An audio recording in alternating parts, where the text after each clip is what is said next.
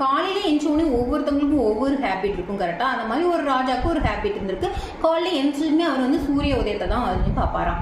அப்படி பார்க்குற போது என்னாச்சு, ஒரு நாள் காலையில் என்னாச்சு அப்படின்னு பார்த்தீங்கன்னா, அவர் சூரியனை பார்க்கல, பக்கத்தில் வந்து ஒரு பிச்சைக்காரன் வருவது தான் அவர் பார்த்துட்டாரு. அவர் ரொம்பவே கோவம், சூரியனை பார்க்கறதுக்காக வந்து ஒரு பிச்சைக்காரன் வந்துட்டானே அப்படின்னு சொல்லிட்டு இந்த பிச்சைக்காரன் தூக்கி சிறையில் போடுங்க அப்படின்னு சொல்லிட்டு கோவமாக வந்து கத்துறாரு.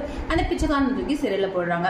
அதுக்கப்புறம் அவர் வந்து தூக்கில் போடுறதுக்காக கூட்டிட்டு போறாங்க. அவர் ரொம்பவே கெக்கப்பான்னு அந்த பிச்சைக்காரன் வந்து சிரிச்சிட்டு இருக்கான். அப்போ அந்த ராஜாவுக்கு கூட கொஞ்சம் கோவம் வந்துச்சு. ஏன் அப்படி சிரிச்சிட்டு இருக்க அப்படின்னு சொல்லி காரணம் கேட்கும்போது அந்த பிச்சைக்காரன் என்ன சொன்னா அப்படின்னு பார்த்தீங்கன்னா, நீ காலைல ஏன் முழுக்க முழிச்சனால உங்களுக்கு வந்துட்டு எந்த ஒரு பாதிப்பும் நடந்த மாதிரி எனக்கு தெரியல.